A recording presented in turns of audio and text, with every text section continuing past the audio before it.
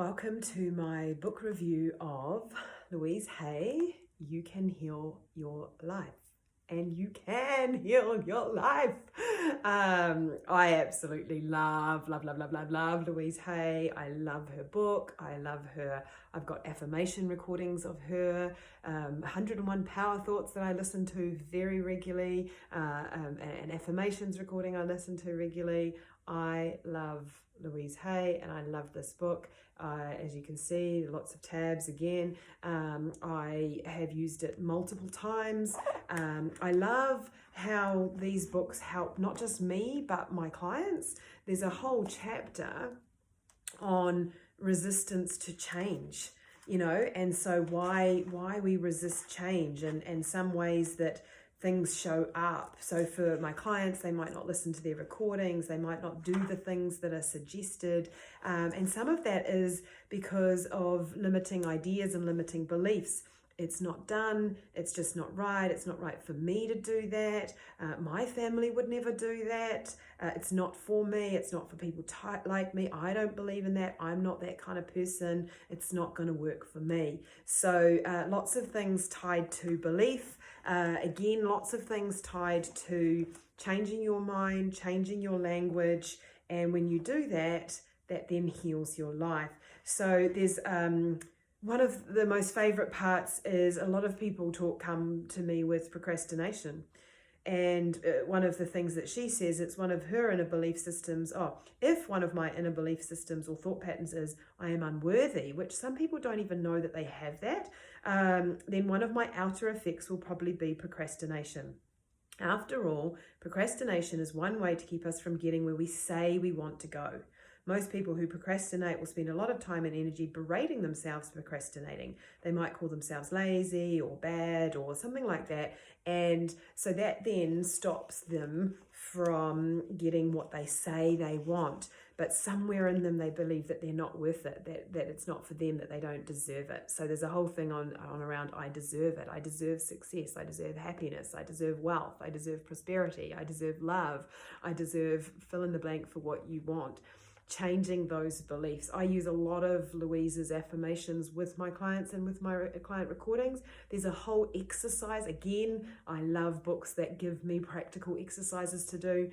There's a whole exercise on forgiveness.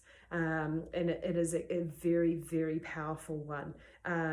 She says, have someone read this to you or put it on a tape. I just read it out loud to myself in the book and did it. But you can record yourself doing it and then listen to it.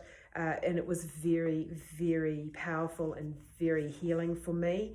I'm a big fan of affirmations. She is a big fan of affirmations. And I love how she makes it fun, like I try and make mine fun. Exercise, daily affirmations. Take 1 or 2 affirmations, write them 10 or 20 times a day.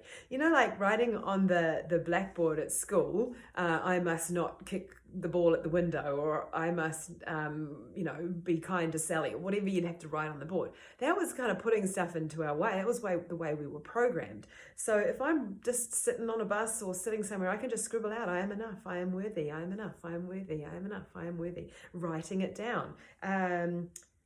Read them aloud with enthusiasm. You can see on my website me doing affirmations in the mirror. Mirror work comes from Louise. You can see me doing affirmations, saying them aloud with enthusiasm in the shower, in the mirror. Make a song out of your affirmations and sing them with joy. I love music, so I I am enough. I don't know. Sing your affirmations, make them fun. Over and over and over and over. So lots of practical ways to change your mind, change your life, change your thoughts, change your old beliefs. Flip your negative thoughts to positive ones, changing them, how to become aware of them, lots of different examples, lots of just ways of making it really, really simple.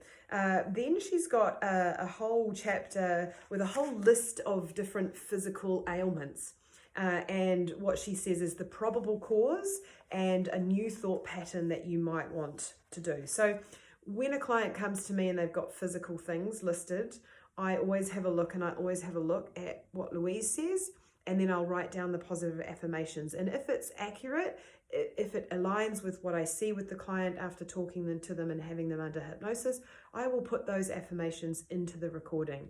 Sometimes we may have gone off on a different tangent in the session, and I'll still throw them in at the end of the recording or somewhere in the recording to start getting that positive thing. So I've looked up some of the things that I have experienced in my life to see kind of, so anxiety. I used to suffer panic attacks and call ambulances thinking I was dying, not trusting the flow and the process of life.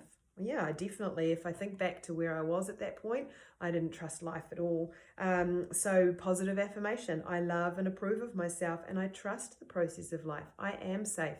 I teach a lot of my anxiety clients that when they're feeling anxious to say, I am safe, I am safe, I am safe. Because anxiety's job is to say, hey, you're not safe. I'm protecting you.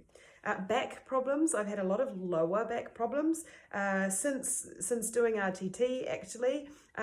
Fear of money, lack of financial support. I went from a very, very well-paid job into a job where for a few years I was really not earning money as I've been building my business. So there has been a lot of fear around financial support.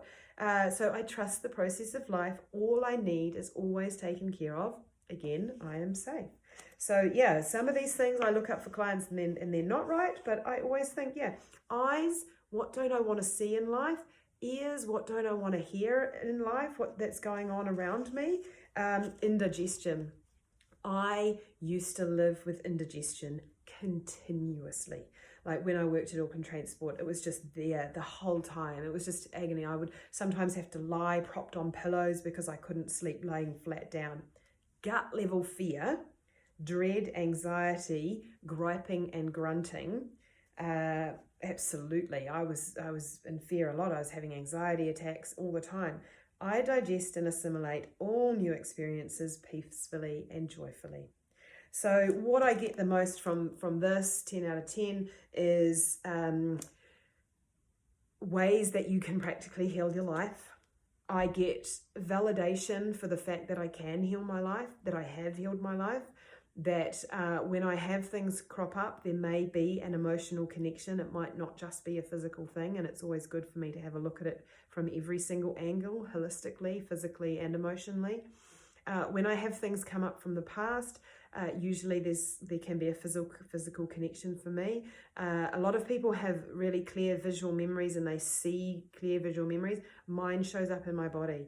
I had a whole RTT session on indigestion, but it was about sleep. The topic of the session was sleep, but the indigestion spoke and told me, why I wasn't sleeping.